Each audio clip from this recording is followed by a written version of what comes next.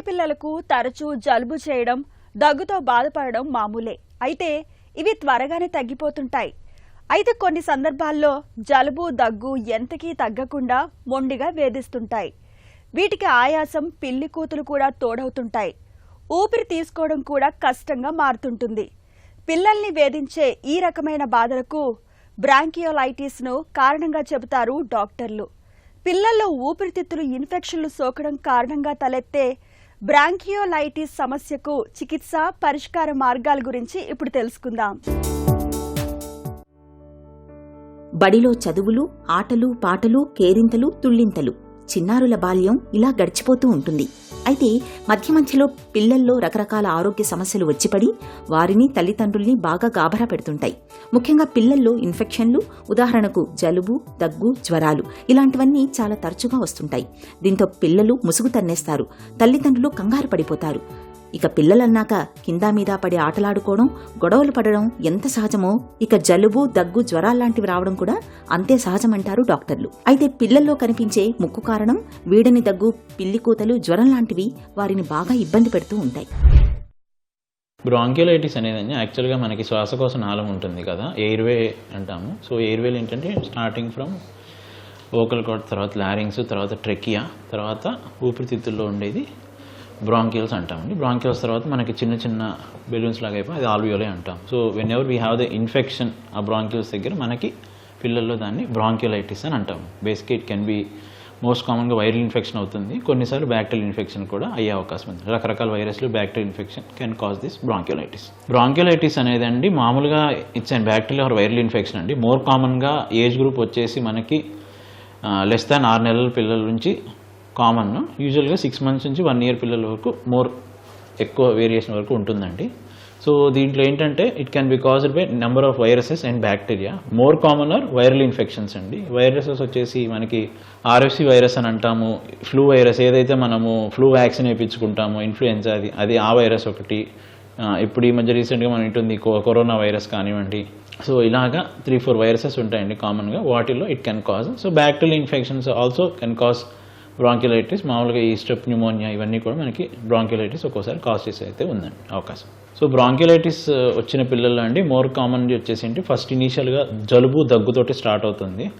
So జలుబు కొంచెం ఎక్కువ అవటము, ముక్కులు కారటము, దానివల్ల దగ్గు, పొడి దగ్గు లేదా గల్లపట్టము. ఆ తర్వాత స్లోగా ఒక్కొక్కసారి కొంతమంది పిల్లలు జ్వరం ఉంటుంది, కొంతమంది పిల్లలు జ్వరం ఉండదు, జ్వరం లేకుండా వాంతులు, సరిగ్గా ఫీడింగ్ తీసుకోకపోవటము, యాక్టివిటీ తగ్గిపోవటము.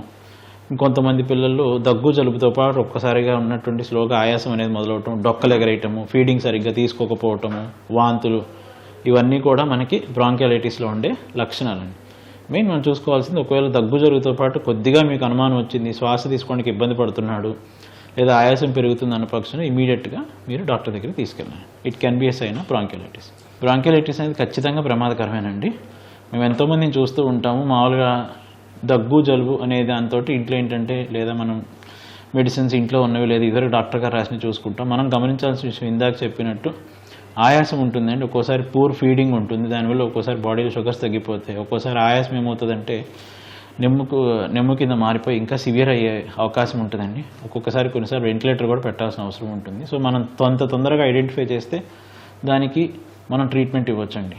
సాధారణంగా పిల్లలు వానలకు తడిసి ముద్దవుతూ, పొద్దస్తమానం ఎండల్లో పడి ఆటలాడుకుంటూ, దుమ్ము ధూళిలో తిరుగుతూ రకరకాల ఆరోగ్య సమస్యల్ని కొని తెచ్చుకోవడం చేస్తుంటారు.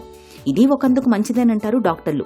నిజానికి చిన్నతనంలో పిల్లలకు ఏవైనా ఇన్ఫెక్షన్లు వస్తే వాటికి సంబంధించి వారి శరీరంలో యాంటీబాడీస్ తయారవుతాయి. ఈ యాంటీబాడీస్ పిల్లలకు తర్వాతి కాలంలో ఆ జబ్బులు రాకుండా శ్రీరామరక్షలా పనిచేస్తాయి. అలా అదే పనిగా జబ్బుల్ని కొని తెచ్చుకోమని కాదు, మరీ పిల్లల్ని అతిశుభ్రతని, ఎక్కడికి కదలనివ్వకుండా వాళ్ళని ఇంట్లోనే బంధించి ఉంచితే దురదృష్టవశాత్తు ఆ పిల్లలు ఎప్పుడైనా ప్రయాణాలకు, ఆటలకు బయటికొస్తే వారిలో ఇన్ఫెక్షన్లు వచ్చే రేటు చాలా ఎక్కువని, అవి వారిలో తీవ్రంగా పరిణమిస్తాయని డాక్టర్లు చెబుతారు. సో బ్రాంకియోలైటిస్లో అండి స్పెసిఫిక్ ఇన్వెస్టిగేషన్స్ అంటూ ఏది ఉండదండి. అంటే ఇల్లు చేస్తే మనకి ఇది డయాగ్నోస్టిక్ అనేది. So it's a clinical diagnosis morely, అంటే radiological diagnosis rather than blood test. So బేబీని చూసి మనకు దగ్గుంది, జలుబుంది, బేబీ ఆయాసపడుతోంది, లేదా బేబీ ఆయాసపడుతున్నాడు, సో దాంతోపాటుగా మనకు ఫీడింగ్ సరిగ్గా లేదు. సో ఒక్కొక్కసారి ఫీవర్ ఉన్నప్పుడు ఏంటంటే మనకి సిబిపి, సిఆర్పి చేస్తామండి.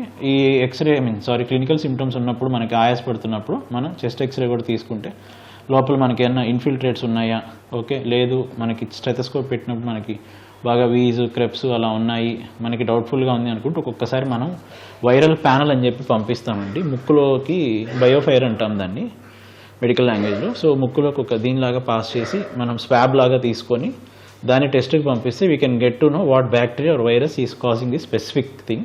బట్ అది దానివల్ల పెద్దగా ట్రీట్మెంట్ అయితే మారకపోవచ్చు, బట్ మనకి ఏది అనేది తెలిసే అవకాశం ఉంటుంది. సో మెయిన్ ట్రీట్మెంట్ అండి యాజ్ వి సెడ్ ఇనీషియల్గా ఏంటంటే మన క్లినికల్గానే అంటే ఇప్పుడు డిస్ట్రెస్ ఉంది, మనం ఆస్కల్టేట్ చేసాము స్టెథోస్కోప్ తోటి, క్రెప్స్ ఉంది, ఒక్కోసారి ఏంటంటే పిల్లలు ఆక్సిజన్ తక్కువ ఉండొచ్చు, అంటే మనకు వచ్చేటప్పటికి ఆక్సిజన్ శాతం గాలిలో మనకి 100% ఉండాలండి. ఒక్కొక్కసారి 87-88 ఉండంటే కొంచెం ఆక్సిజన్ పెట్టుకోవాల్సిన అవసరం రావచ్చు.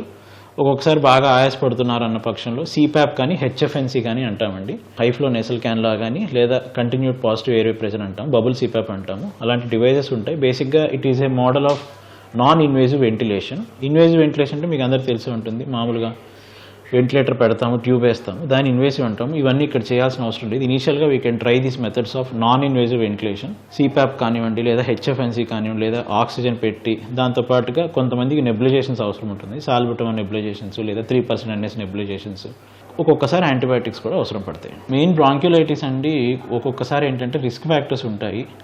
రిస్క్ ఫ్యాక్టర్స్ అంటే ఏంటంటే ఒక్కొక్కసారి బేబీ ప్రీటర్మ్గా పుట్టినప్పుడు లేదా ప్రీటర్మ్గా ఉండి వెంటిలేటర్ మీద ఉన్నప్పుడు లేదా ఆక్సిజన్ రిక్వైర్మెంట్ ఎక్కువ రోజులు ఉంది లేదా లంగ్ సిఎల్డి లాగా అట్లా ఉన్నప్పుడు ఏంటంటే they are more prone for getting బ్రాంక్యులైటిస్.